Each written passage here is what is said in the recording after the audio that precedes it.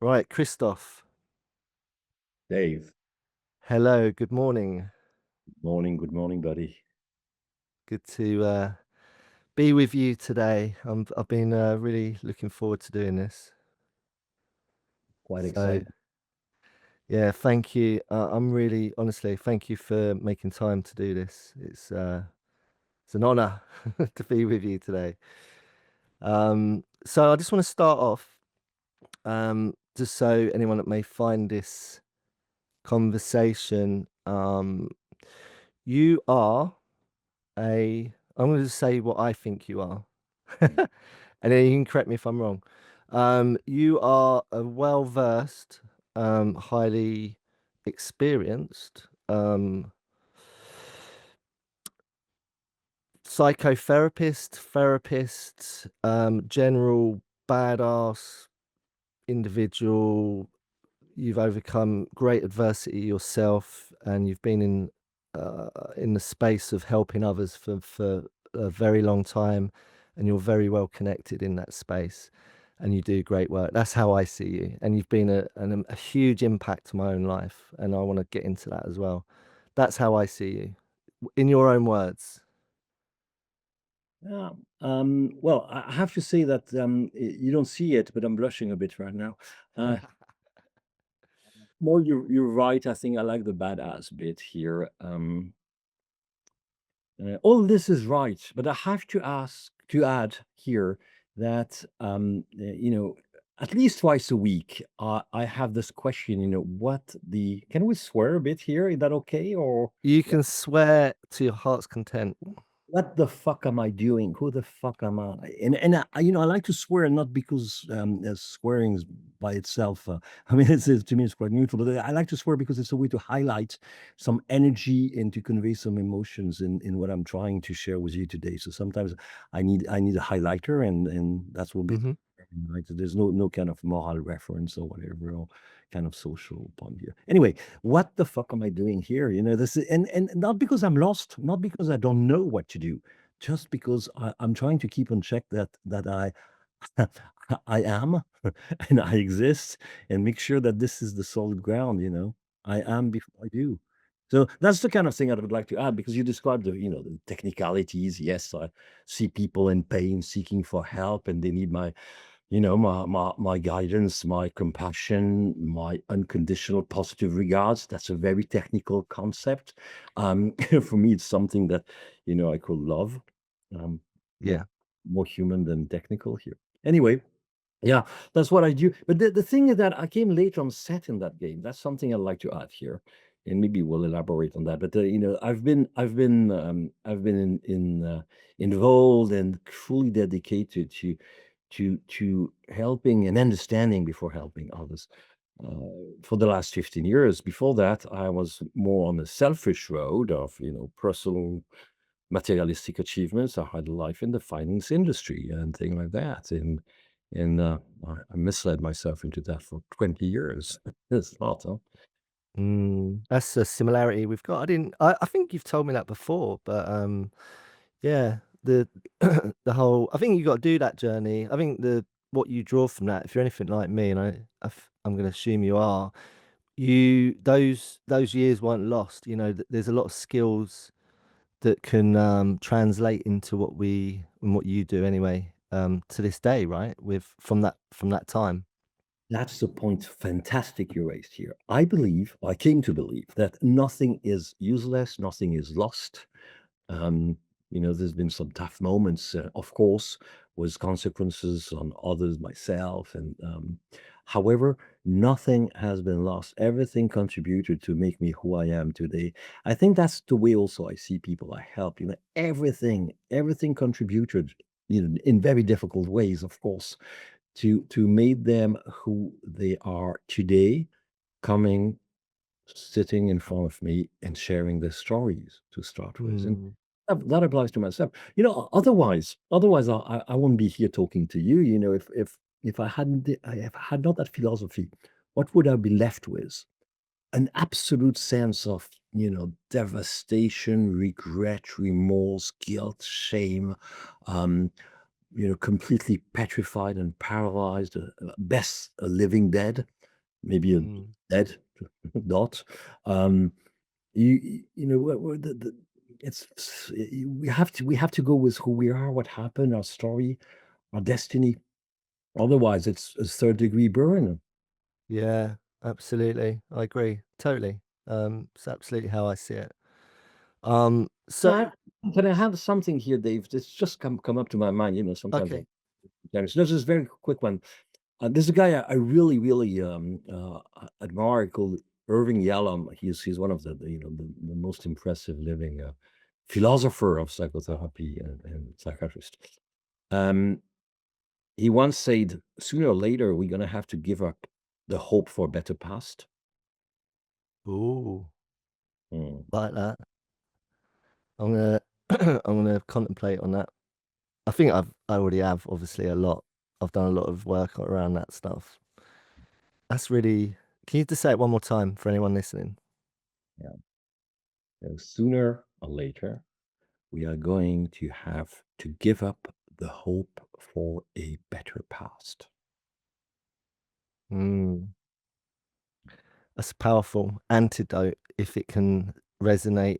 And I would encourage anyone to sit with that for a while and really explore the truth in that as much as the power and the potency. That's really quite a strong suggestion for someone to explore, isn't it? Because everybody knows we don't change the past. That's a triviality. Everyone is aware of that. Would be you unless you are completely on another cuckoo land. Um, Mm, the central word here is the hope. Because even though we know we don't change the past, what's happening is that sometimes we would hope in a kind of fantasy way. yeah, It's self-harming at some point. yeah. Torture, mind torture. Yeah, exactly. Yeah, I used to do that. That's a lot of what I did. For me, it'd be usually when I'm lying in bed or somewhere in a state of, like you say, fantasy, escapism, I'm trying to think my way out of my past. I'm trying to think my reality. I'm trying to change my reality by thinking, trying to like do some sort of mind control to change, the truth of the matter of what is, that this is what it is, and, make peace with it and move forward from it. Let it go, God damn you. You know what I mean? Before I learned to actually, do all of that, I used to be stuck in that mind torture. But there is, I've asked myself, why is that? Because I relate, I absolutely identify with a similarity to it. I've asked myself, and eventually I've asked people who've helped, why is it that we develop that capacity? I Mm, remember, I remembered, in sessions, in talking with people and listening to them, I remembered, some chunks of my own personal life. And I remembered that when I was a kid, growing up in a quite, fiery environment, um, I had nothing but that last capacity my brain had to tell mm, myself stories. I'm going to give you an example. So, my parents were fighting all the time. So that's the background. And it would, erupt at 3 a.m. So I would be just woken up, by surprise with a strong heartbeat going, "Ugh, what's going on here?" And anyway, every night around 7, 8 years old, every evening, every night when retiring to bed and falling asleep, I would tell myself the story. And the following story: I was adopted. These were not my parents. I had no siblings anyway, so these were not my parents. And my true family will ring at the door and they would come and extract me, rescue me. And of course, they will be the best family in the world kind of thing. And I could imagine a lot of things. But that's what I was left with. So this capacity that all human brain has to imagine was directed into a surviving mechanism, surviving as in psychological surviving. mm, I kept that as a kind of like jacket. So I Today I can find myself, struggling to fall asleep for XYZ reason I'm not even sure about. Guess what? Storytelling. Storytelling. Yeah. Let's go. I don't know. I choose, and I go to I don't know, because here I live in a place with a lot of medieval roots. So I go 12th century, and now I'm some sort of knight in armor, kind of armor and I'm the buddy of Joan of Arc because she was living around, right? My God. That kind of thing. But look, without any judgment, without any, let's be curious. We'll come back to the be curious, by the way. Let's be curious here. 5 seconds. I'm curious about myself here. What is the payoff? What's going on here? Well, from a place of a wobbly place, emotionally speaking, anxiety, I'm not really sure about myself, and I soothe all that, and I come out with an absolute artificial, but bloody true sense of self and existence out of a fantasy. How Yeah, weird is yeah, how weird is that? Now that's better yeah, than uh, drugs, alcohol, and other experience. Uh, yeah, you see the mechanism here to keep ourselves alive, so strong, so strong. yeah, yeah, yeah, yeah. I mean, thank you so much for sharing that, Christoph. I identify with that so much. It's the earliest thing that I learned, growing up, same as you, way before anything else, all these other little things that we pick up on and can use to get through life, as it happens when it's challenging.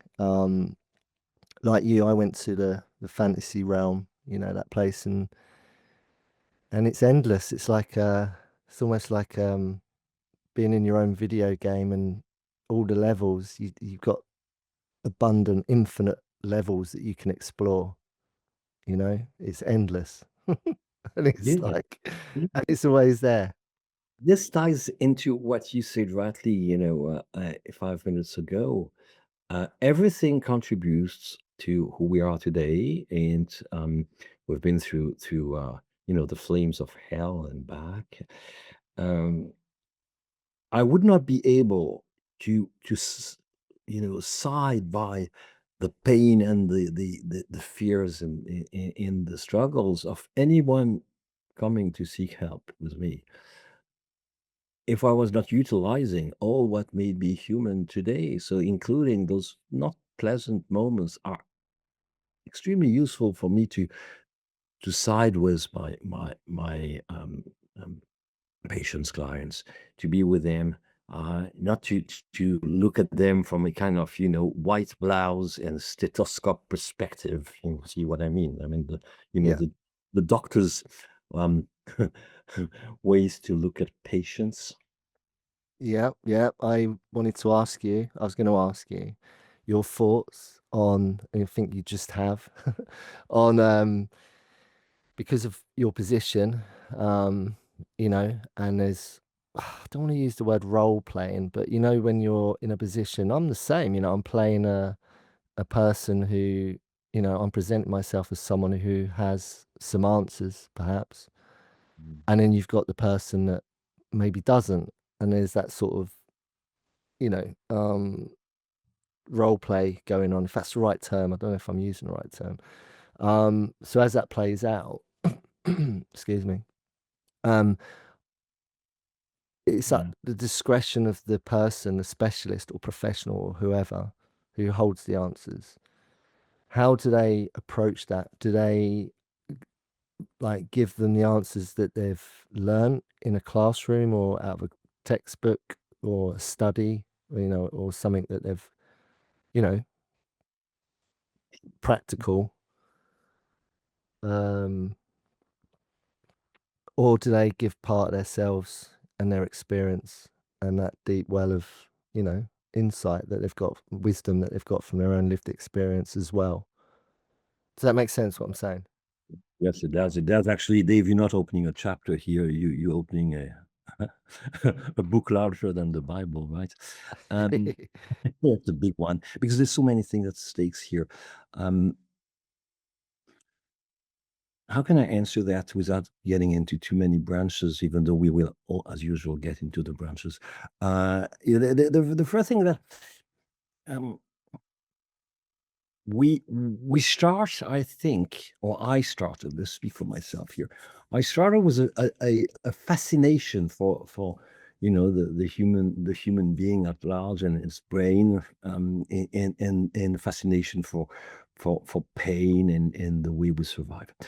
But I thought I was to administrate some medicine, even though it's psychology, and I thought I had the tools, and I would just very in a very benevolent way, give the tools to the suffering one, and I would call that a patient, and I would tend eventually to. That's very sad and quite shameful for me to admit. That at some point, I didn't see the human being; I see the case.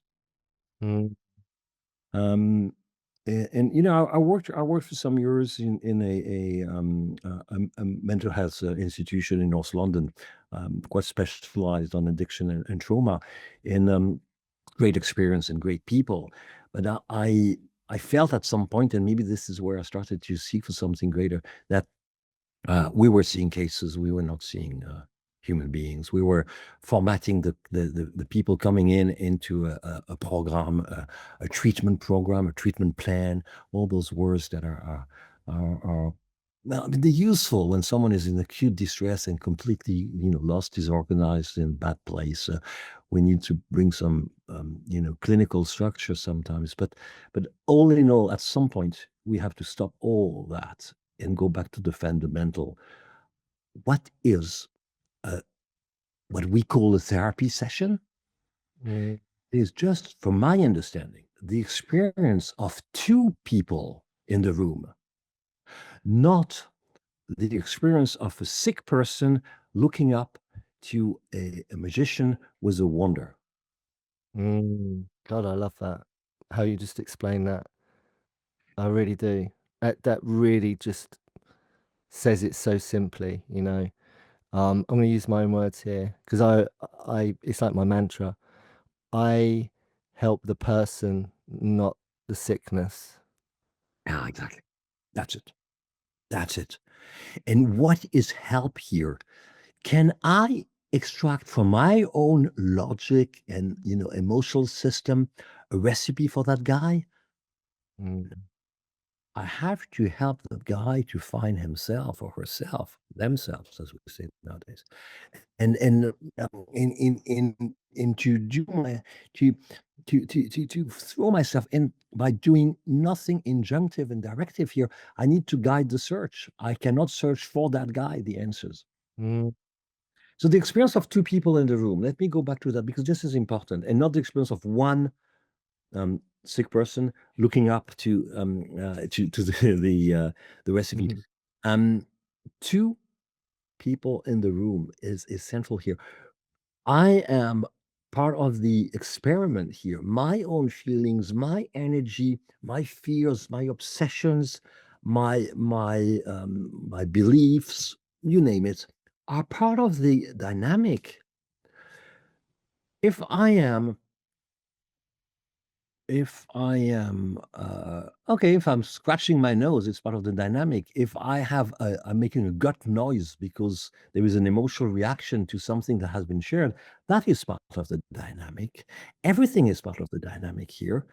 And we shall not forget that the reason why someone knocked at my door is because they're desperate to find mm, answers and to get better and to discover themselves, even though they don't formulate it that way and they don't know. And they go, "Ah, I'm depressed and I need a medication against depression." No, you need to find yourself so that you can restore some hope. And if yeah. you restore some hope, then probably the time of depression, which is a cry for hope and not Mm, disease at some point, will have done his job and it will just um, yeah. receive. Yeah. I tell you, honestly, this is why I so wanted to get you to, I wanted to capture this because these are conversations I have with certain people, yourself obviously included, you know that. And we're not alone.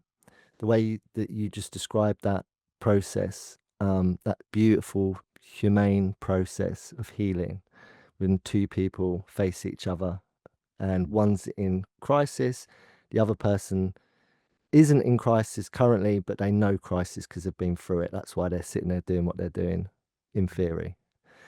And it pains me so much to know that there are others out there.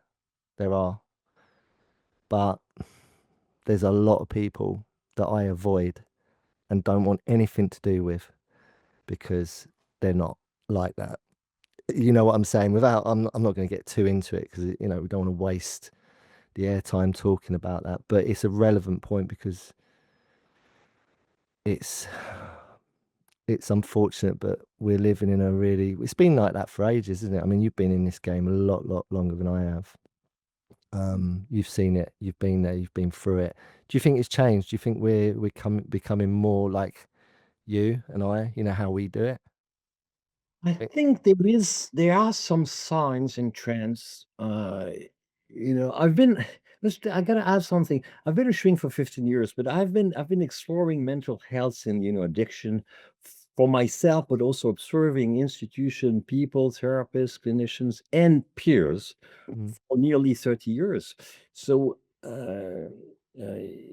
I just changes. I changed seat. I was in that building, right, or the room of mental health for many years.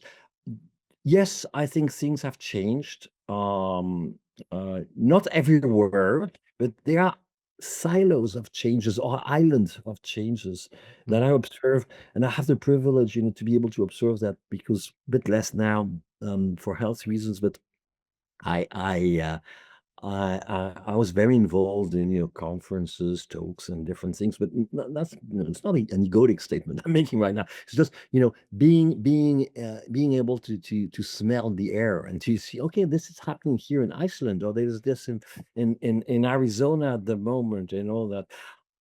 Now I'm going to say something interesting for me, maybe absolutely not for people listening to us, but nevertheless, I take the risk.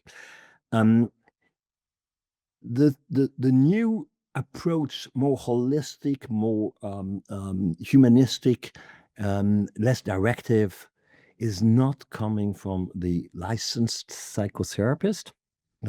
It's coming from um, other places, more holistic, somatic experiencing approaches.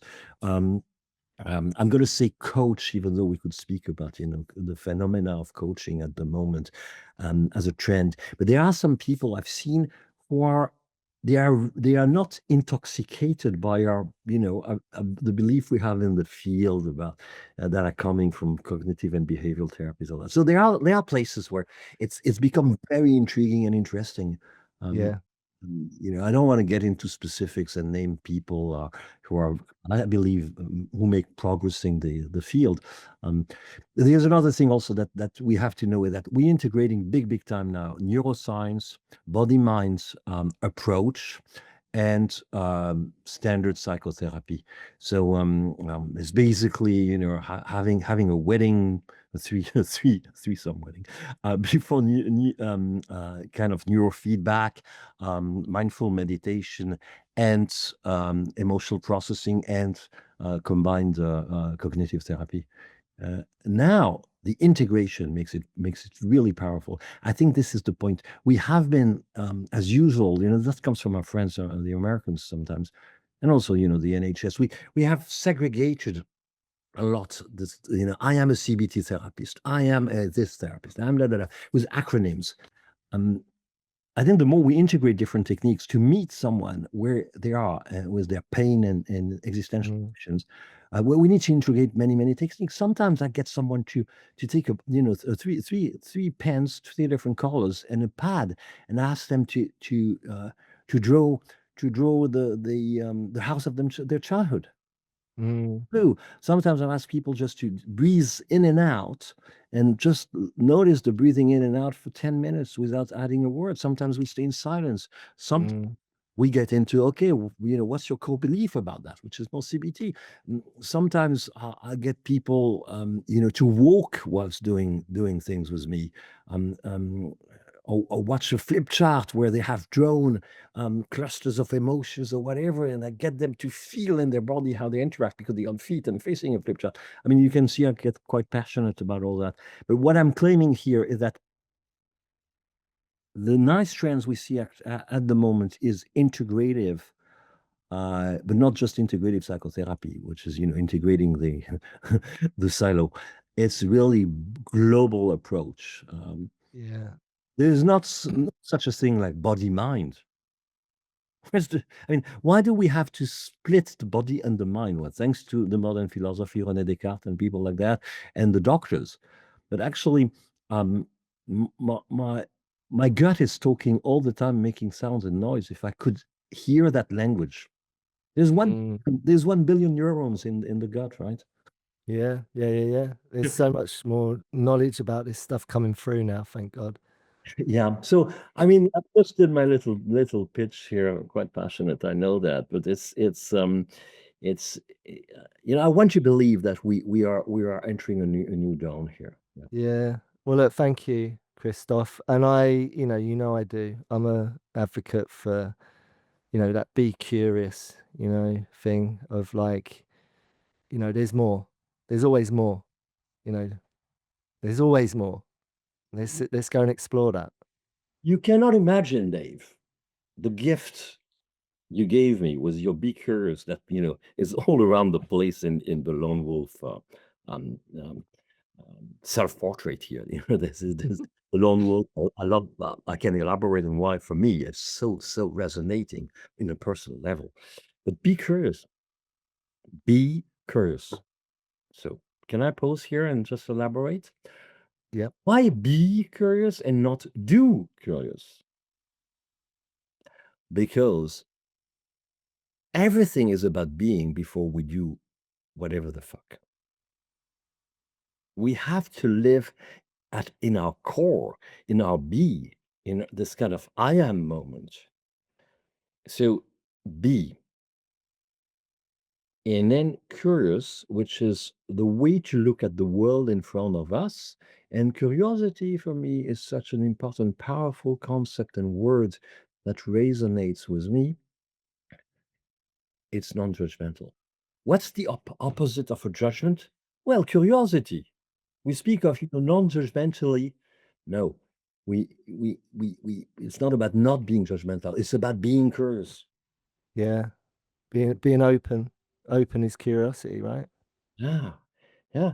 How comes we are like that? Back to my little story about how comes I have a propensity to imagine things in my head before falling asleep because I had to survive when I was 7 or 8 years old. Mm. Well, that's the curiosity being answered here. In curiosity, there's a guy called Richard Schwartz, who is the founder of internal family system therapy. Brilliant guy. We were on a kind of talk in Oxford the other day, 18 months ago. And we had this moment together where he promoted curiosity as a fantastic driver for growth and healing and almost internal alignment for human being. And so we had this little moment about curiosity. And I think we agreed on the fact that it was one of the most powerful healing available for a human being. Wow.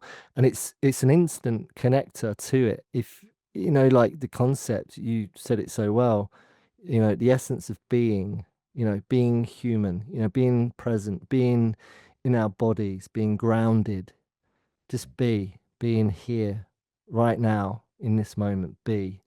When we get straight into that and it takes a split second, well, it'd be quicker than a second, it's instant. As soon as we recognize we are just being, boom, we're connected straight away. We're accessing all of the infinite potential that we aren't accessing when we're too busy not being, if that makes sense. When we're too busy, looking around, or we're Run, somewhere else, basically. We're not where we are right here, right now, in the present. running away. Yeah. Um, because sometimes, we're made to deeply believe that um, we were not allowed to be. We didn't deserve to be. we were a mistake, we were less than, we were um, shameful. Um, we started to be disgusted by this word to be.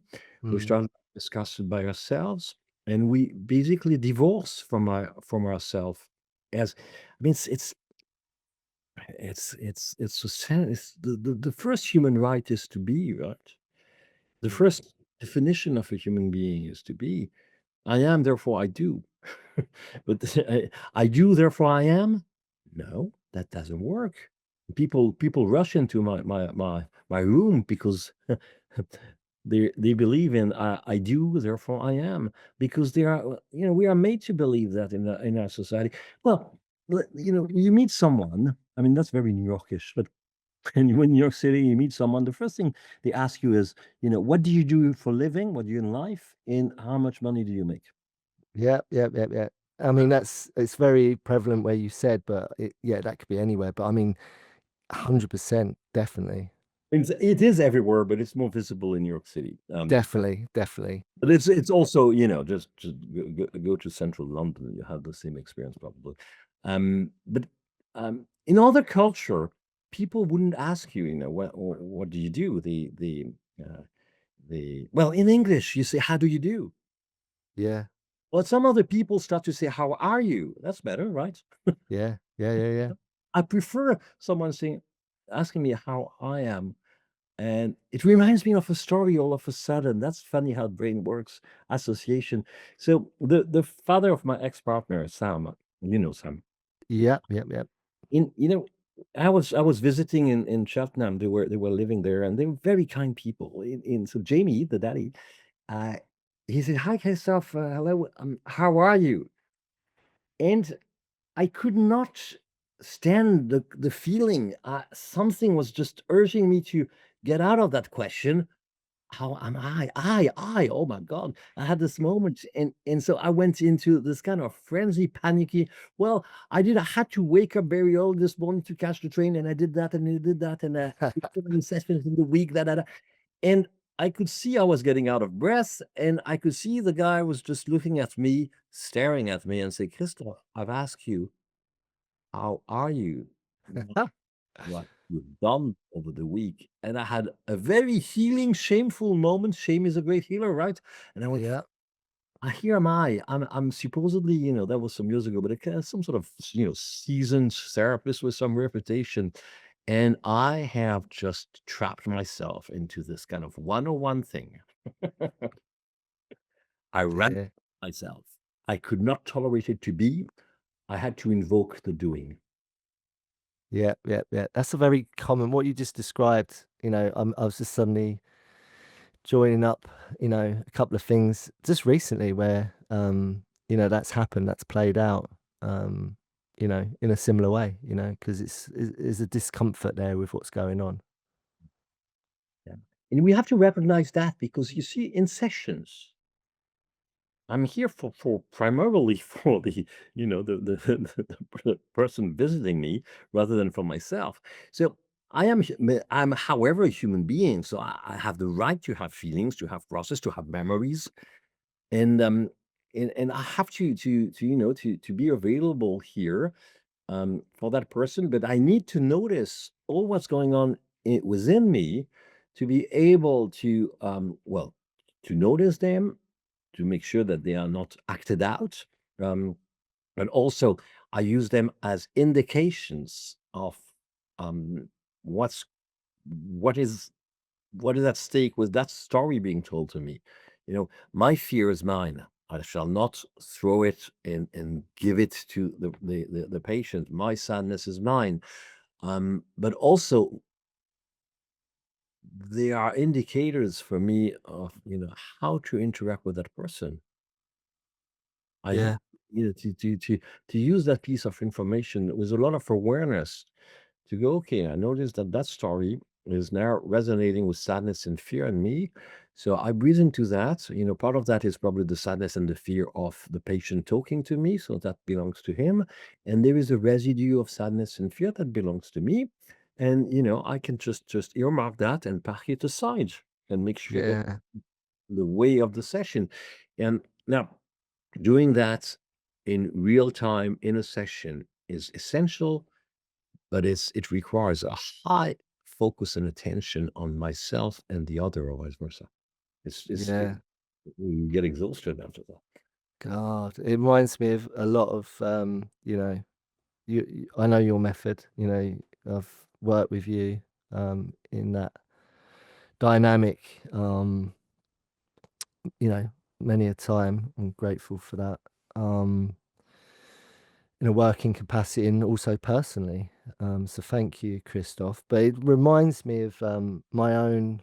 I think it was just before I met you, and I'd been through a round of childhood trauma therapy, and I had to do that. The initial separation of, you know, um, I guess trauma bonding. I don't know if that's the right term. You can correct me if I'm wrong. Of emotions, all of the stuff that I thought was mine, but it wasn't. Do you know what I mean? And I'm trying to sort of work out, well, I feel this, but where's it coming from? Is this mine or is it someone else's? Is it being put on me? And it was quite evident that, not everything that I feel and experience is actually mine, and I can let go of that, and that's beautiful. Does that make sense what I'm saying? It is. It is beautiful. It's beautiful being able to put it in that way today, Dave. Uh, Mm, after a good trek on the roads of trauma. You're right. Now, I think there is this idea that when we are survivors. I mean, to some extent, every single human being is a survivor because, staying alive requires surviving. However, we are survivors, and we survive different traumatizing um, y- um, uh, passages in your life and events. Um, when we are capable to realize that we developed um, a trauma bond with our trauma, a kind of trauma identity, a survivor's identity. yeah. Uh, that could include, not only just the victim of the victim survivor's identity, but also sometimes the, you know, um, the arrogance that comes with some survivors mechanisms, surviving mechanisms. There's different ways, but anyway, when we're capable to recognize that and go, okay, I am, and I say proudly today to you guys, I am a survivor. Mm-hmm. Soon as we can say that, we're no longer a survivor. We are observing that we have been a survivor. Mm. But I mean here that the survivor never knows he is a survivor. There's this old Buddhist Zen say, the fish is the last one to know he's in the fishbowl. Yes. Love that. Love So that. if you can tell yourself, I am in a fishbowl, the Yeah. survivor fishbowl, Yeah. suggests first of all that you are no longer in the place where you need to survive, so you're no longer in a fishbowl. That you can Mhm. observe it, and you can differentiate your trauma self, surviving self, without um, you know um, um, um, criticizing that part of yourself. Let's put it that way, and that you can observe it from another perspective. That other perspective, I think, can be called as the healing perspective. Mm. The other side of the river perspective, the other side of whatever, the mountain perspective. So that's an indication that we are at that moment when we say that we are already in the safe on the safe side. Yeah, I love that. Can I ask you a question real quick, right? Because this come up for me, and it's a fine line, I believe. So you can add to this, and I'd love to hear your thoughts on this, Christoph. So I was in a chemical entanglement addiction, whatever you want to call it. I like Um, that. I like the chemical entanglement. I'm going to yeah, I like entanglement. For me, I just think it's a more sexy word than addiction. Right. So I was in a chemical entanglement for like 2 decades, right? From roughly 14 to 34, you know, and I went through the spectrum, right? So, and I'm going to use the conventional term addiction, right? Um, I never really did what you were saying, and be the fish and call myself out and go, oh, I'm in a fishbowl. I think I might have done it to a few um, maybe drug dealers that I owed money to, or in some sort of vain attempt to try and, get away with, not having to pay something or getting hurt. I need help. I've got a problem. Or I might have done it to some debt collectors, or to a court or something, court of law. You know what I mean? But I never really resonated with it. I never really joined the dots, and until I did, and when I did do that, and I called myself out, and I really did admit, and it was in a court of law in front of a magistrate's court, in front of a magistrate, that I said, Your Honor, I have a drug problem, and I need help. So I was calling myself out. Um, that was the catalyst for me getting to where I am now, and being free from that entanglement. So what I'm asking is, there's the initial sort of catalyst of saying it to realize and have that wake up, of realization. Do you think you only need that one initial moment, a poignant moment of realization, or do you think it's a moment to moment, because we can lapse back in? Because, like, let's use the context of the world of treatment.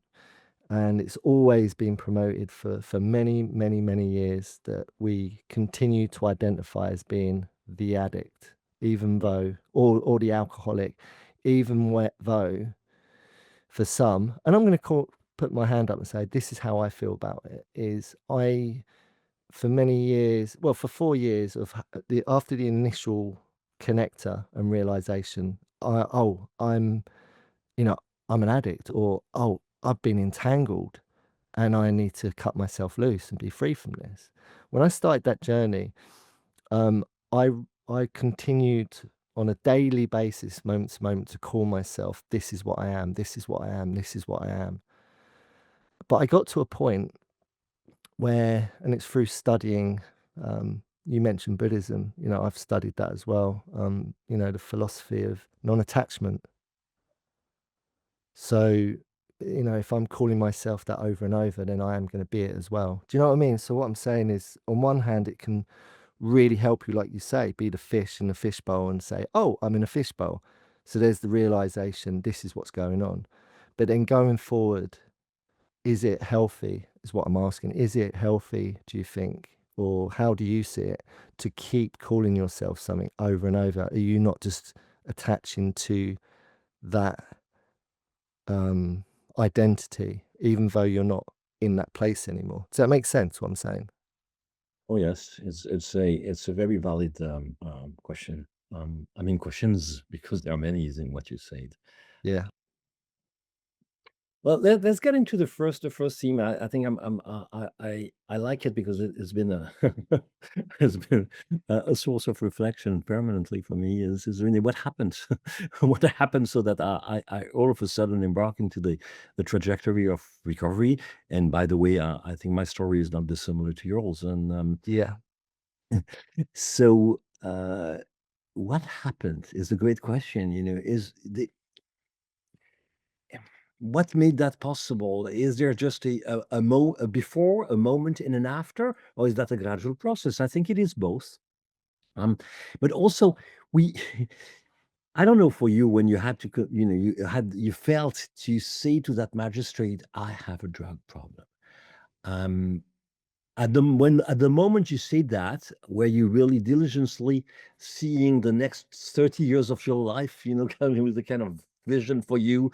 I believe not. As for sure, it was not my case when I had similar stories. But then I realized of the subconscious resonance of a certain moment that has actually subconsciously informed a new path for me called the path of recovery. Mm, I'm going to give you there are many, many statements that still resonate today as if they happened yesterday and they happened many years ago. One is I was a young kind of, top executive, promising, in finance industry, blah blah blah. And we had this guy who was, sitting in a board of directors. In he was 30 years older than me. I was in my 30s, and he was in his late 60s. And he sat down at my desk, had this huge office with a sofa. These were the days where you could smoke in the office, and I had probably a bottle of vodka in my lower drawer and all. And he sits down and, he says, "Can I talk to you, Christophe, for a moment?" I say, "Yes." And, he said, "Do you have an alcohol problem?" And they said that in a very, caring way. And he was curious. He was asking a question, right? He was not saying you have. And, I had a moment of shame attack. I was discovered. I was going, "My God." Mm. Probably I froze for, a few seconds here. And I said, "No." Confirm yes, right? I Yeah, said no, and I stayed probably, very uncomfortable, um, and I probably repeated, "No, no, no," and "Why do you say that?" And then he looked at me very kindly and he said, "Well, Christophe, if at some point you want to talk about it with me, my door's always open." And he just stood up and left the room. It took me 15 years to start to talk about it. Another 15 years of absolute, headless chicken, out of control entanglement. yeah, yeah, yeah, yeah, No, no, I deem today that, bless him, Sylvain, I need to call him by his name, uh, gave me a gold nut, huh? A gold nugget here. He just planted a diamond-shaped seed. yeah, That diamond-shaped seed took years to sprout, but I cannot be more grateful to Sylvain today, because I wouldn't. yeah, So there haven't been, the universe sent me many, many signs like that. We would say in Alcoholic Anonymous, God, God sent me messages. And it's not that I was not able to hear them, blah, blah, blah. That would be, self-shaming. It's just that, you know what? Some seeds take years to sprout, yeah, and that's okay. yeah, No, that's the, kind of event. I could quote, or share with you, not quote, share with you, many, many examples. My first sponsor, in AA, I was in North London coming out from treatment center. I was really scared of life. I felt I didn't know how to pee without, having entanglement with substances. Um, and that guy was in his late 60s. I was in my mid 40s, and he sponsored me. Uh, we saw each other 3 times, because then he was moved on the other side of the world for some reasons. But the last time I saw the guy, he said, "Are you ready and willing to turn your life and your will over to the care of God as you understand, Him?" Something to do with step 3, right? In Alcoholic Anonymous program, for the ones who know about that. mhm, I kind of, this is me, a kind of top executive in the finance industry, blah, blah, blah, all the ego, the arrogance, all of a sudden being this kind of little, knee-jerking guy. And, and I said, yes. Not, I didn't think saying yes. I said yes by default. I said yes because there was this kind of urge to be alive. yeah, yeah. I didn't say, actually, subconsciously, was not a yes, it was a, "I don't want to die." Yes, yes, yes, yes. So, and then the guy with his very profound voice in this house, and, very suburban house in Southgate, and middle class, very warm. It was a Labrador, of course, and all that. And, he says, "Then, Christophe, kneel." I never knelt in my life. I think, the last one, maybe at church years ago when I was a kid. And that's how I went to move. Okay, and again, autopilot, I don't wanna die. I Yeah, yeah, I kneeled, and we had this ritual of, there is this step 3 prayer in Alcoholic Anonymous. Let's not go there, it doesn't matter. What matters here is that I was I was surrendering deeply, and the voice, not the words, the voice he had, a very warm, rounded voice, and very, caring, but quite, autocratic, did the job here.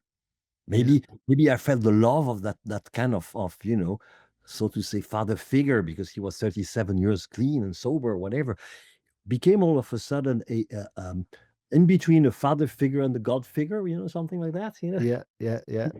And anyway, I never saw the guy again. That's the irony here. He left, and I was left, a bit on my own. But I retained that moment that I can still feel today in my heart and in my brain as it happened yesterday.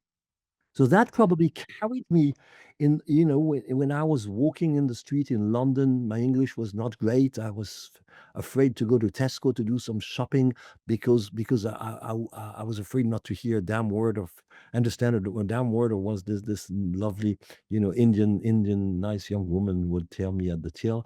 Um, and I was too shy, and I was afraid, and I didn't want to relapse. And I remember the voice and the warmth of that man. Wow.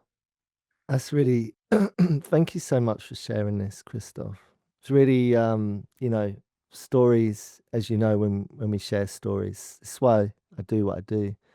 It's so powerful. And stories are always different, but can always draw um little moments, I'm listening to you intently in what you're describing, but Well, I'm connecting to my own story a little bit as well.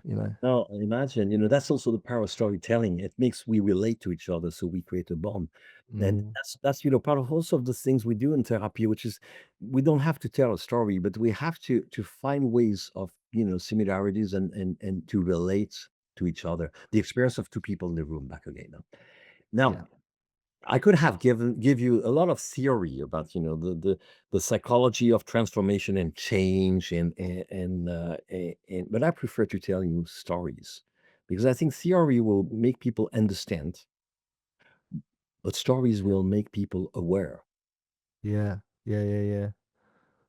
Absolutely. That's how like you, when I did say to that magistrate, because I was scared that I think I said it out of because something deep down in me was connecting to my truth, of the matter that I did have a problem. I was completely entangled and at the power and mercy of this beast of a, you know, tyrant that is, addiction, if to use that word.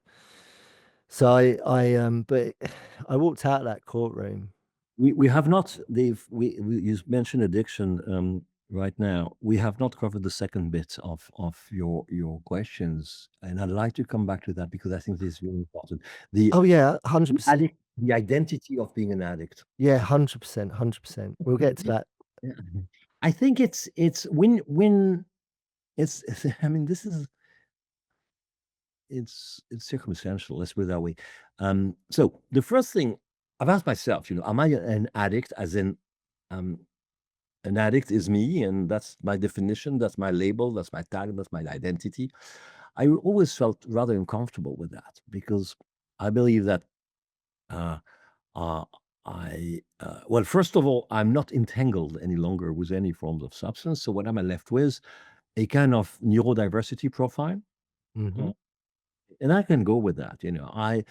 I can go with this idea that, again, I'm speaking from 15 years of disentanglement, of the main substance abuse. I mean, substance abuse.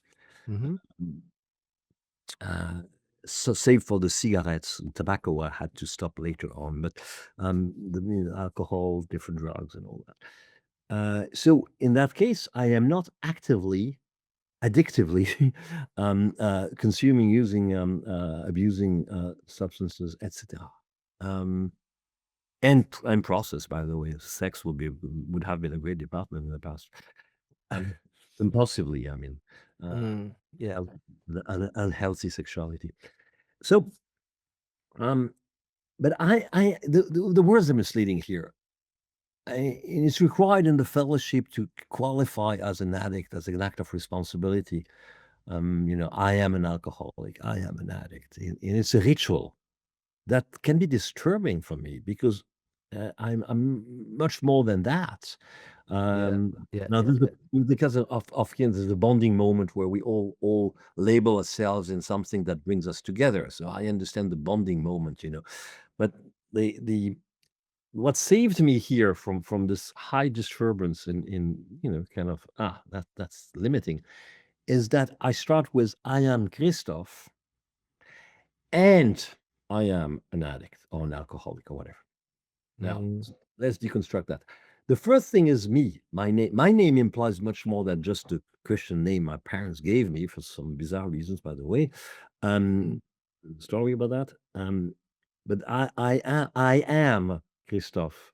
So, and Christophe is who I am, and I am who is Christophe. So there is in that statement here, there is a galaxy of possibilities for me to be available, and I like that.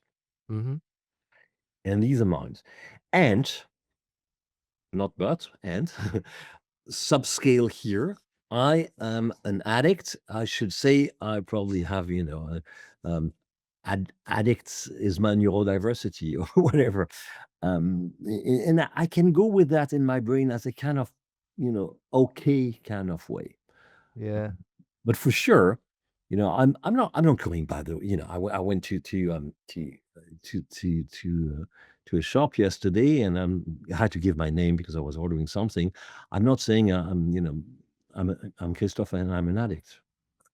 Can you imagine that going into, yeah, that'd be Yeah, pretty in the pretty same odd. way, in the same way, I don't go by the world and say I'm Christoph and I am ADHD. Exactly.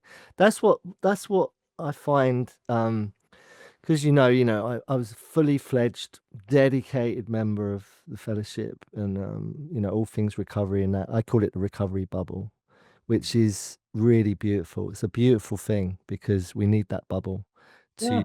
No, I to still, I think we can share that. Well, for myself, I am still very attached to the philosophy, the spirituality, yeah, so values in a lot of things that makes alcoholic. I don't know, well, AA, because this is eventually the mother fellowship. mm, I I belong to that. It doesn't mean that I am going with bigotry, right? Kind of yeah, yeah, over observing that. But yeah, let's be clear for all people listening to us here. This is important. yeah.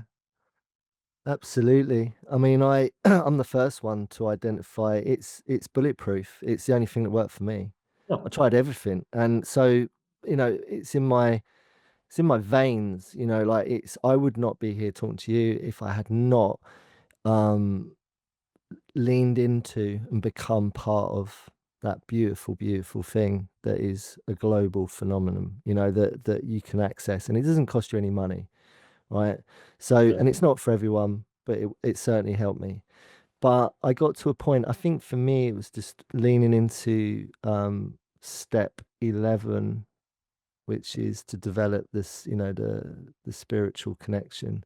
I really lent into that one. And I don't know, I just sort of started to not drift, but I started to just follow a different path.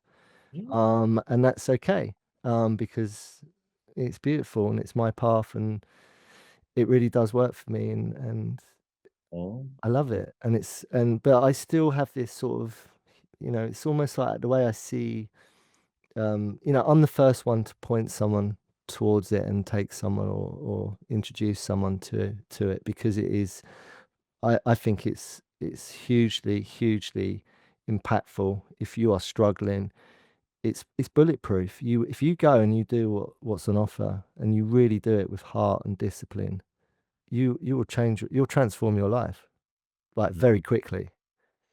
Um, Dave, we have just to tell that to people listening to us. Uh, mm, I share your views. These are my views. These are my personal experiences, your personal experiences, and people around us. yeah, Now, from systematic American research, from big places like Harvard and medical school, and we have a permanent confirmation that the 12-step program, the fellowships, and the way they are, beautifully organized, work far, far, far better than anything else. So that's Yeah. science. That is science. I mean, science. This is, yes, science. It is scientific observation around Mhm. hundreds of thousands of people, millions of people. Mhm. So Millions. It's millions. we Yeah. can say that, Now, once we say that, in all what I could more agree. Well, your loving stance, lovely stance on A. There is something here. Um, okay, Dave. Um, each, every single lone wolf was born in a pack and raised in a pack. Yeah. Yeah. Yeah. Yeah. And I identify as a lone wolf. Um, but I'm grateful that I am here today as a lone wolf in order to become that lone wolf, which is the one in recovery, the one thriving, the one expanding, the one growing. As a lone wolf, I'm still part of the wolf species, right? And I grew up in a pack, and I love those packs. A lone wolf is not against a pack of wolves. Huh? Yeah. Absolutely. Well said. I like that. How you put that. It's beautiful. Again, they, let's stay with, we could speak of different fellowship, but AA. Okay, the AA 12-step program, there's only one step talking about alcohol, right? That's step one. And there's 11 step talking about everything else. Why that? Let's be curious. Because this is not about drinking. This is about becoming myself. Yeah. Yeah. Yeah. Yeah. Yeah. I always, I love that. I always say this. I was talking to someone just the other day about it. For me, it served that whole process. What's on offer? It served me as a rite of passage. You know that I never really engaged. I didn't engage in one. I missed Mhm. out on it, and so I always use this term "man baby." You know, when I found the pack, you know, of like-minded people, um, it was a rite of passage. I grew up within that community of wolves, as you know, as using your terms, and that was just like, wow, you know, what an opportunity that granted me, you know, and here I am. In that sense, Dave, when I'm around the room and we go around the room and we say our name, right? Um, so I can hear say, my name is Christophe. I am Christophe, and I'm part of the pack. Mm, I belong to the pack, as in I'm an alcoholic, which is a way to say I belong to the pack, guys. yeah. Do you think there's ever a way of, you know, it was developed and you know it was all founded very, you know, it was coming up to a century ago, really, isn't it? It's a long, you know, it's quite a while ago. Right? Do you think it's the traditions? It's too set in stone to innovate and evolve. You know, the stance on how to identify within those groups because I think there's a lot of younger people that are coming in that are you know maybe identifying or have to because it's you know courtesy to do that. Um, you know, I've had to come across this a lot where a lot of them are really struggling with the I'm not sure I am, you know, what I'm being told I am. Um, and you know, it's quite a hard one. Do you what I'm saying is do you think there's a way of it being more, I don't know, evolving? Or is it the reason it works is because it's just got these really the pillars of the traditions of the way it's formatted and put together, and that's why it works, you know? Uh, I think we well, first of all, uh, yes, the program, let's take AA. We could talk about Narcotic Anonymous as well, but it's 20 years down the road compared to AA. They are born in a certain environment with a certain way to speak, Mm, to lay words on a page, and for that it is very contextualized. However, so is Genesis. However, so is the Qumran, the Bhagavad Gita, the some of the Vedas, some of the very first Buddhist texts, and etc. etc. Yeah. So they are equally the product of a civilization in a time in the timeline, a moment in the timeline. Mm. They also have a subliminal, um, for some reasons I don't know, some very profound meaning that resonates with the deepest layer of humanity. Uh, so what I mean here that I I went there are some meetings that are called big book reading, and you read 3 pages at a time. The big book, I mean, the first 160 three or whatever pages, and you share on that, you elaborate in the room. So there's this reading, 3 pages, whatever, and then people would share. And you go around the year. So in one year, things have been divided so that in one year you have covered the whole basic text. Which is, I mean, it's not dissimilar to many, many tradition. Christians do that. The Jews do that. The Muslim do that. Reading bit by bit a basic text. Now, I've been curious. Why do I have to hear to things that happened to an American guy on the East Coast in 1936? That's not me, by all means. But then I realized that reading those texts would make me remember about me. And it would create in a transformative process something greater than what I was. So that's growth, right? I would just expand. And I Yeah. did that 3 years, 3 times. Yes, I think I went around the text 3 times. Guess what? The pages were read, they were the same, but what it would evoke to me from one year to another year to another year will be different things as, a testimony to my growth. So in that respect, I think it operates like a gospel. Because of course, when we see stories about in Galilee, we see Jesus, doing things that are hardly believable, like multiplying small breads and wines, and all those stories. It's not the story by itself means nothing. It means is what it evokes in me.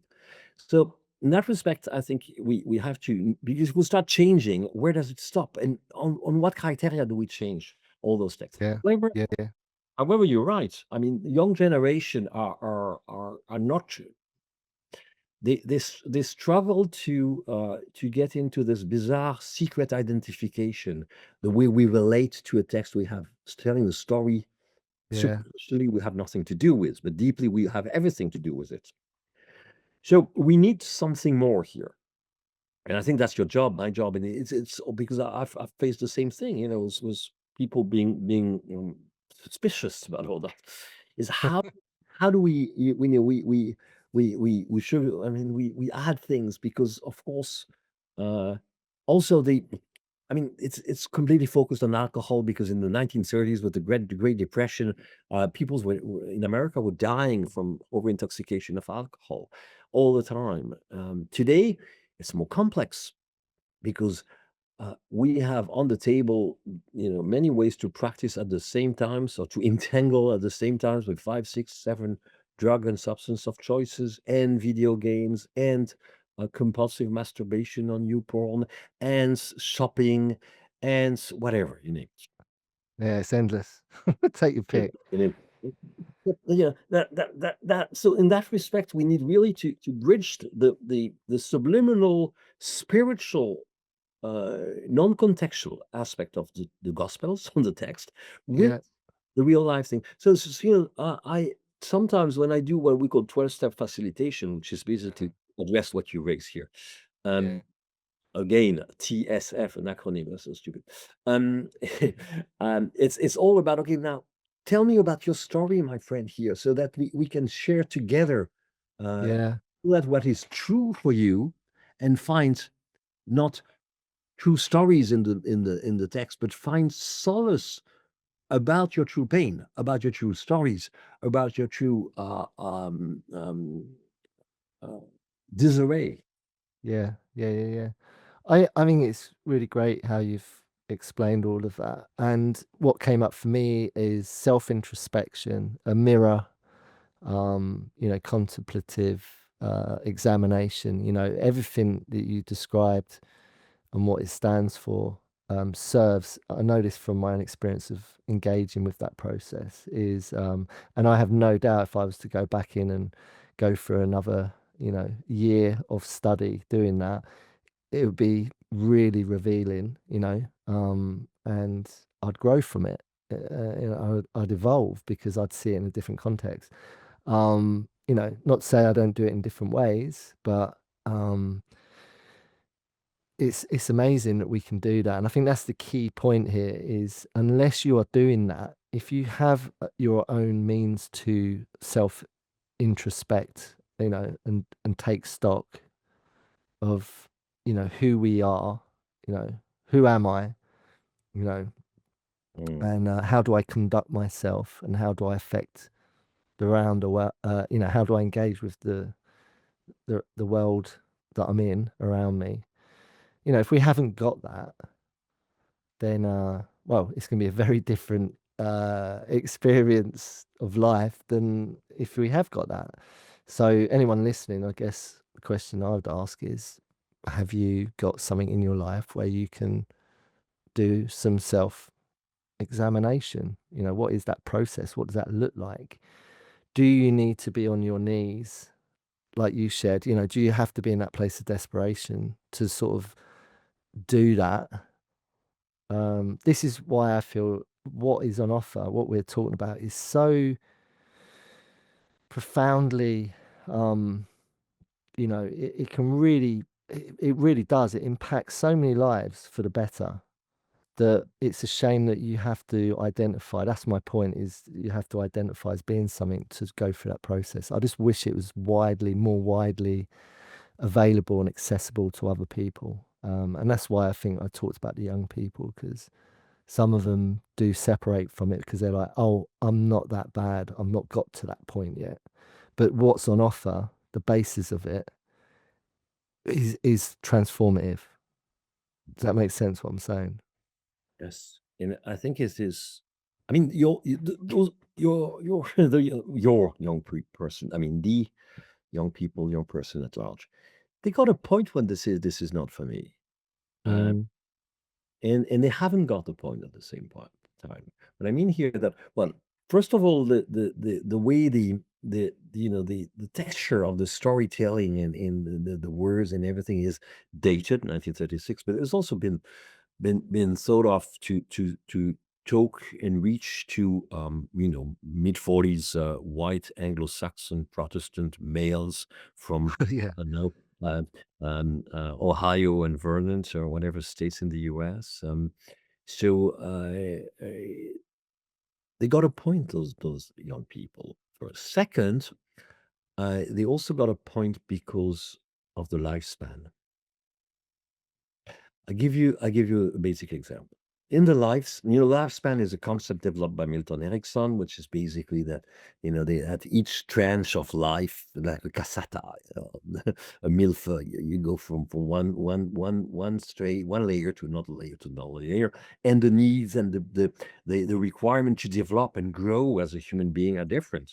Um, well, basically, there's a moment of the lifespan where the need is to learn how to walk, right? It's quite obvious. Huh? Mm. Teenagers, they need to test the way the world works around them, and they need to start to gain assertiveness, express themselves. So anyway, in other words, simple way, acting out is necessary in teenage. If it doesn't happen, something bizarre will happen next, which is not harmonious development. We need to act out. So, in that respect, any young person will try to justify the way they act out. It can be it can be a very self-destructive or destructive acting out. The principle of acting out is needed. Now, then, if the acting out implies certain sets of behavior to be very large here, that would include entanglement with drugs. Um, They believe that they're serving well the life on the earth principle that at some moment in your life you need to grow through the acting out. Mm. If we come and say, you're going to have to be abstinent here, and we don't bring an alternative for the acting out to express itself in a more healthy way, of course, but nevertheless to hear those guys for where they are at. I am 18 years old. It's a life on the earth, legitimate right to explore acting out. Yep. Now, acting out leads to nothing when it's about smoking 25 spliffs a day. No, okay, we know that, but but the fish is in the fishbowl, and guess what? Yeah. um, so we this is so complex. Now, unfortunately, uh, the basic fundamental literature texts in context of inception of A, procreation of A, I never thought about that.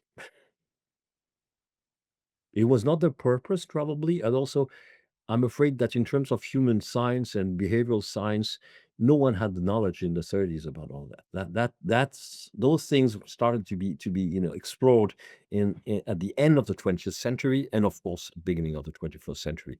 So there is a lack of understanding here. Yeah. I mean, how could you foresee it? I mean, like you say, there was probably younger people that were probably getting up to God knows what, even in that time. But it's just more. I feel the way the world's mapped out now.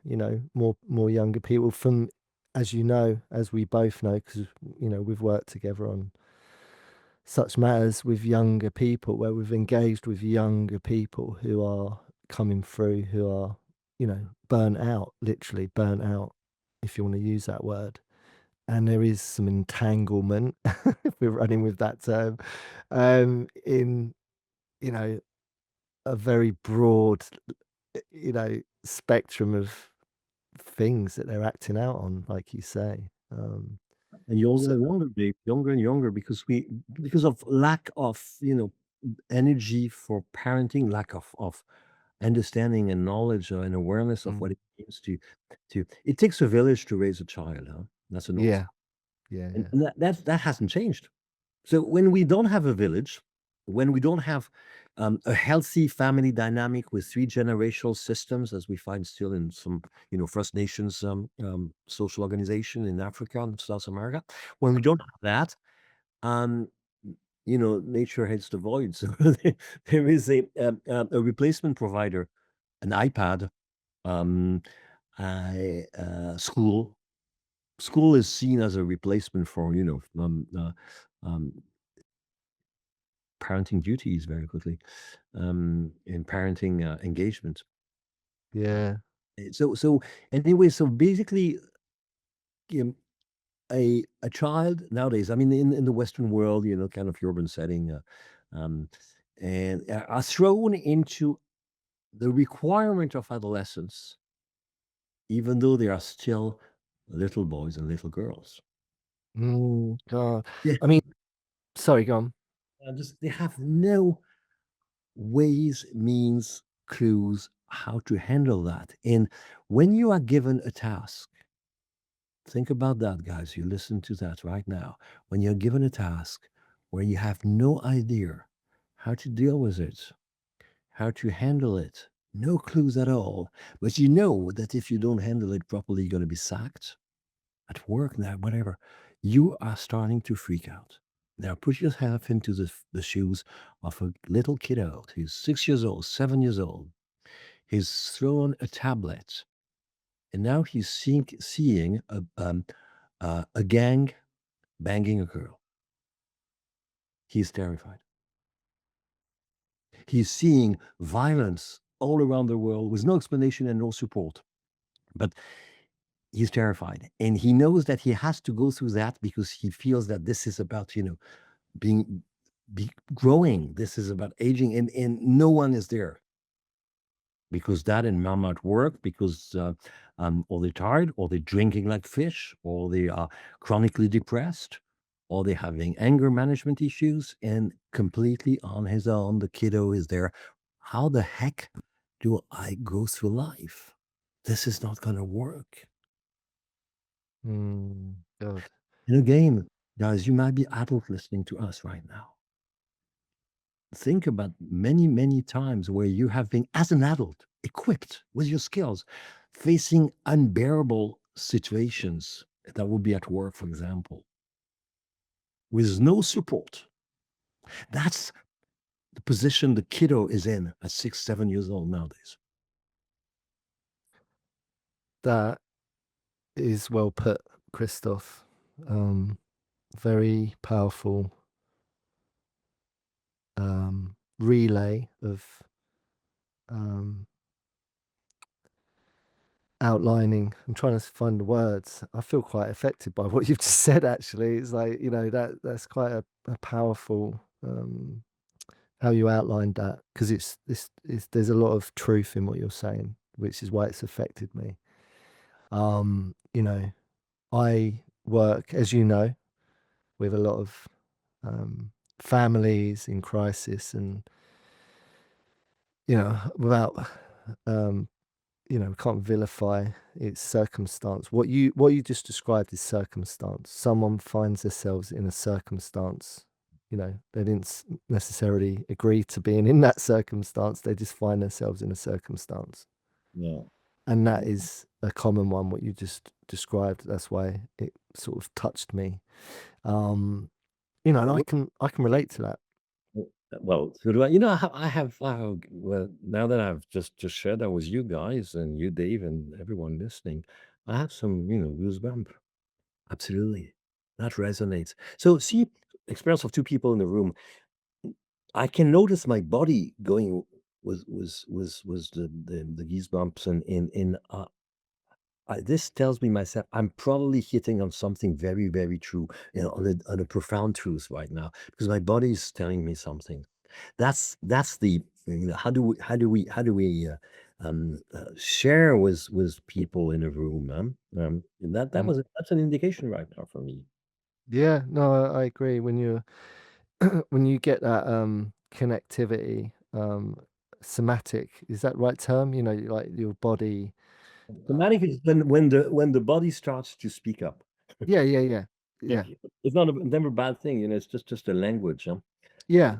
And my body was like yours, because it kind of it took me back a bit what you was describing, because I know that there's a lot of I always say the same thing in a different way. It's like when I know that someone is not really connecting to it, when I know when I can see through someone's bullshit. Mm, I normally say to them, when you're in the darkness of your room, sitting at home or lying in your bed at home, it doesn't matter. You don't have to be on your own. You could have your partner next to you. It doesn't matter.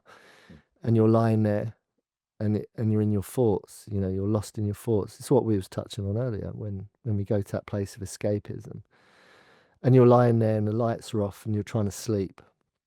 You know, if you're not lost in that escapism, and you land on the truth of the matter of where you're actually at in life, just getting close to your truth of where are you, what's going on for you, where's your head at, what are you really feeling, because that mask that we can all wear of like mm, there's a false sense of reality that we project to the world, and what you just described, um that can be masked, can't it? That's sort of behind closed doors going on.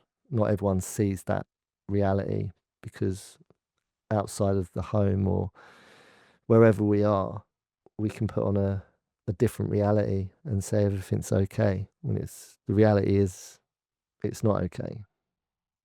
and actually, it's behind the doors, things are not okay at all in well, so there's some need to keep them secrets because, the secrets are glues into dysfunctional families. Well, actually, when you're out of that and you're speaking to someone, I mean, let's imagine I am this little guy and things are not okay at home, but at the moment I'm speaking to this guy called Dave, and and I can breathe because the place feels safe, and you know that at last I got somewhere here where I can just feel it's okay. There's no threat, no risk of a threat, no threat of a threat. Uh, the silence is not a menace. It's okay. Uh, Mm. the silence is not the prediction that a bomb is going to blow out immediately, metaphorically speaking. At that very moment, I want to say, because I feel it, it's okay. The last thing is to talk about you know what's happening in the trenches over that. I want a time where you know I just "Oh, let me breathe here. I'll tell you my story later, but at the moment it's okay. So I don't. It's not that I am bullshit denial. It's that I really don't want right now in my head in my speech to tell about the hell, Yeah. Yeah, yeah, yeah. which imply that we as care, as you know, holder here, we have also to go with that because it's legit, but with the knowledge that at some point, maybe when once we have you know caught our breath here, maybe we can start to evoke a few things. Yeah. I had the case, you know, the other day working with someone rather young and 17, 18 years old, cannot talk about mom and dad. Cannot. Can talk about the bullying at school, can talk about, different things that happened to him, you know, bitches, as he says, and all that. Um, God, God. but I know that behind, you know, I don't even know what it is because I don't have enough information, but I know that there's a closed door, and it's closed in our session at the moment because he wants to have a safe space, Yep, yep, yep, yep. especially because the sessions happen in Zoom, and he's in his house. Yeah, So he doesn't. He really needs a safe place with me at the moment, because he's actually in a in a in a place in the house. In if he opens the door of his room outside in the corridors, he doesn't feel really safe. yeah. I love that. I really, really value what you're you know, that process, what you're saying. I always say this to parents when they deploy me to hold that space, different to what you do, but a similar thing, what you're describing, you know, because I'm not a therapist, and you know, I don't proclaim to be. You're that guy. Well, um, the therapist is having you know, spend a bit of time in the university to get some theory in place, but the truth is that we innately, you and I, and zillion of people, and I mean everybody, who's ever been on the earth, we know about um, the polyvagal system, which is yeah, basically that we have innately an understanding, you, me, and those guys are people, innate understanding of what means fight, flight, or freeze. yeah, We yeah, don't need we don't need a master degree or PhD for that, huh? And absolutely.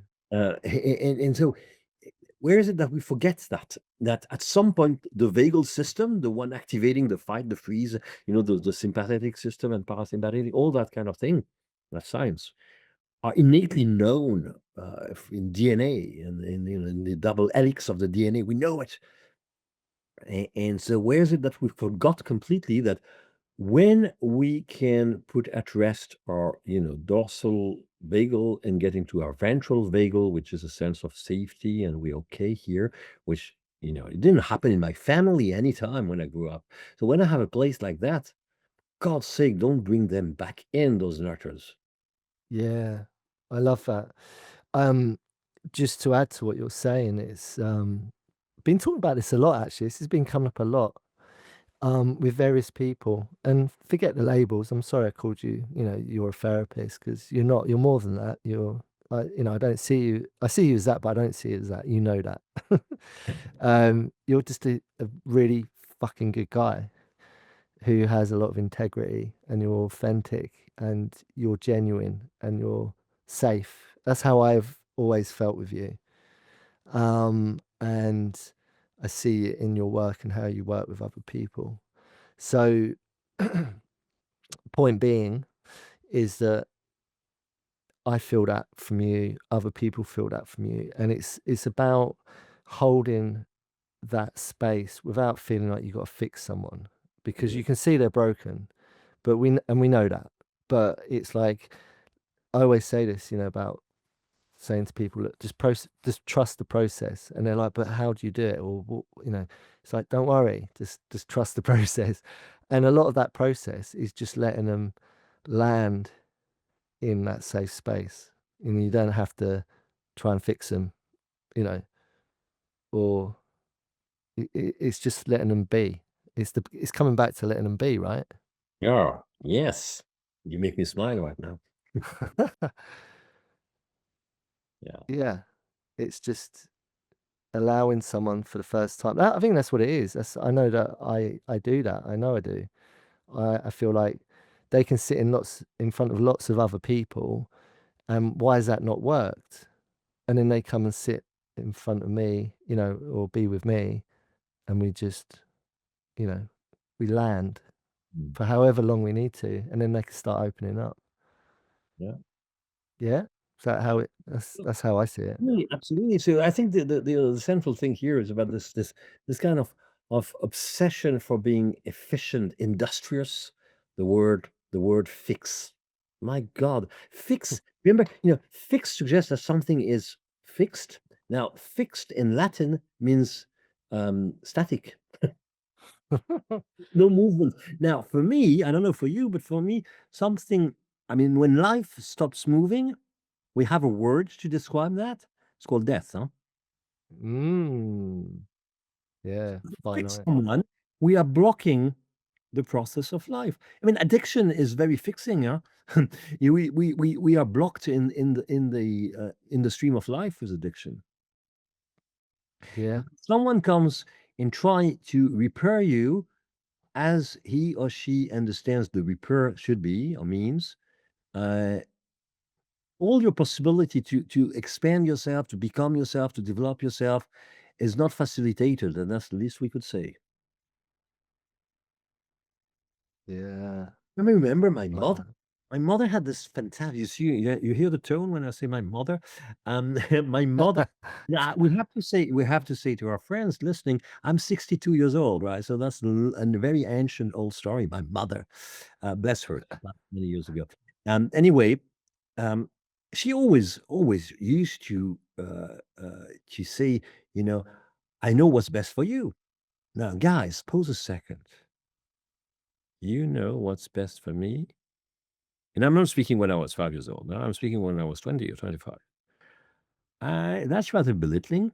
That's probably wrong because you are not me, and I have a different experience of life by definition. So, what do you mean here? You want me to obey? You're controlling me? You have this overwhelming love that makes you believe that I am part of you, even though we cut the umbilic some years ago. I have no idea, but mm, that doesn't resonate well with me. So when I have someone who comes and tell me, I'm gonna tell you what is good for you, I grew suspicious, right?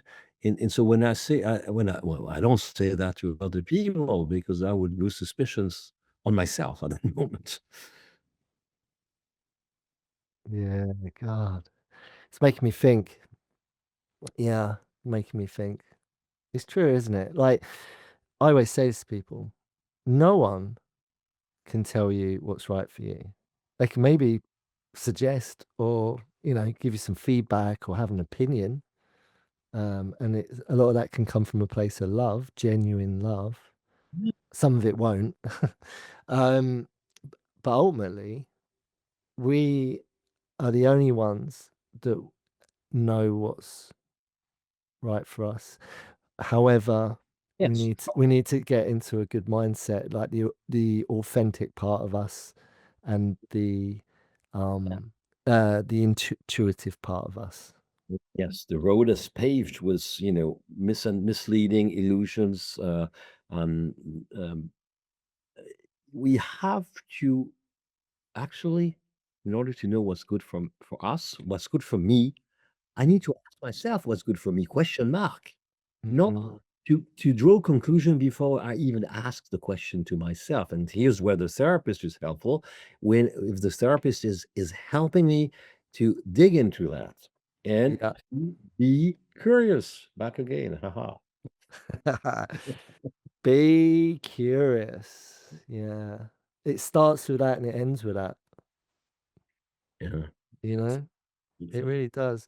On that note, Christoph, I think we will wrap it up shortly.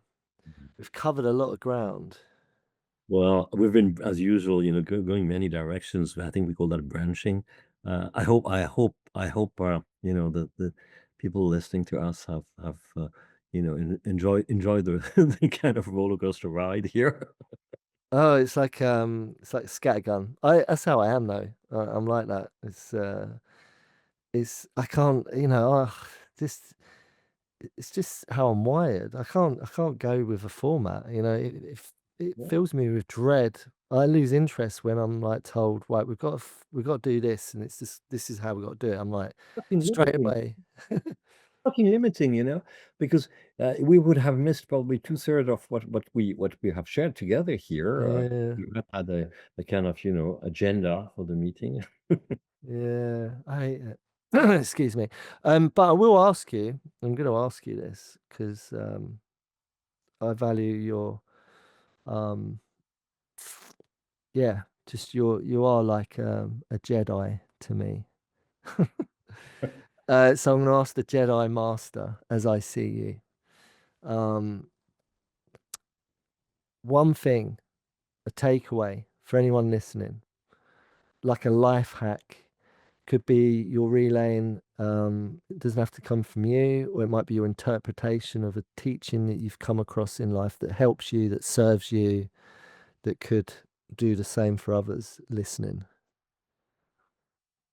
Sure, sure. Um, can I go with two things? Yeah, Uh, whatever is the most They work in tandem. potent antidote First for one, life that you first feel. one is contextualized a bit. It's again a quote. It's from, we mentioned him. He's really been mentoring me, Irving Yalom, and he has adapted that from a controversial philosopher called Friedrich Nietzsche. And here how it goes. You have to, quote, you have to create for yourself a life that you can like. End of quote. Now, okay. Now, what is interesting here is it doesn't say you must, it doesn't say you should. Most food for thought. You can, you have, you have, not you should, not you must. Have to create. So there's an element of creation, not to take for granted things. We create out of curiosity. Create for yourself, not to please anyone, not to conform to the standards of our civilization, not to be, the good boy in class. No, no, no. Create for yourself. You need to search for your own meaning. It's a vision for you, as Bill W. said in a last chapters of the big book. You have to create for yourself a life. So that's existential. And it's not a fantasy. It's a life with all the aspects it includes, and practical aspects, and spiritual aspect, and philosophy aspect. All that. A life that you can, again, a possibility, a search here, like, not love, not hyperbolic words of passionate, not you can go with, you just can like. The power of the word like is paramount. So I repeat, you have to create, or you can create, by the way, you have to create for yourself a life that you can like. And now comes the second bit here. It's an old say in treatment centers, American kind of thing. It was reminded me by a guy I really like, the Reverend Jack Abel. He used to be the pastoral counselor at Hazelden in Minnesota. He's a really good guy. We gave some talks together, and he reminded me of that. You know, in early days, in very conventional AA settings, we had this kind of unawakening prayer. Please, God, help me like what I have. Please, God, help me like what I have. Now, the word God is metaphoric here. You can replace it by whatever you want. But this is the idea that we cannot live a life of permanent discontent. That idea that what we have is insufficient. Of course, we can seek for more, and we can look forward to um, deepening to a greater inner self, or outwardly to go and seek for the world. Christophe Colomb didn't like what he had. He needed to cross the Atlantic to set foot on the New World. Great, but at the core here, we cannot try to go around the world out of a feeling of insufficiency, of discontent. Otherwise, it's absolutely psychological torture. And then we entangle ourselves with painkillers, right? Um, no, no, no. Please, God, help me like what I have as a starting point. Mm, Then you go and sail the seas with Christopher Columbus as much as you want. I love that. Wow, that's a lovely way to end. Thank you so much. I feel like those two messages of hope, um, of possibility, of reality, if you step up and step into your interpretation of that and see it through, and explore it again. Be curious, go and do it. Explore what that looks like and what that means to you. That's definitely again resonates with me, and it's a continuation. I feel like it's get on the path and continue to explore that path wherever it goes. But get on the path. That's the key, isn't it? Absolutely. Yeah, now we can breathe. I'm breathing in, I'm breathing out, coming to the end of that great moment of conversation. And the conversation was not just me and you, Dave, as the many people listening at the moment. You're all part of the conversation, guys, because you've been with us thinking, and now we can breathe. Mm. And that's good, that's beautiful. I like what I have right now. Yeah. It is a beautiful, beautiful, beautiful statement what you just made there. It's not just a statement.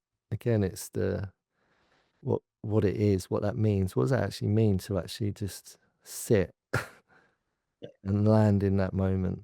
So I'm going to continue that on once we stop recording. Thank you. So, Christophe, I am eternally thankful that I know you.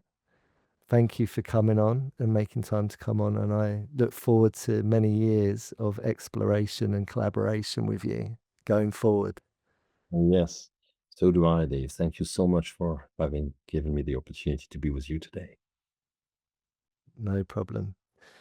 Okay, my friend, I'll speak to you real soon. Bye bye. See you.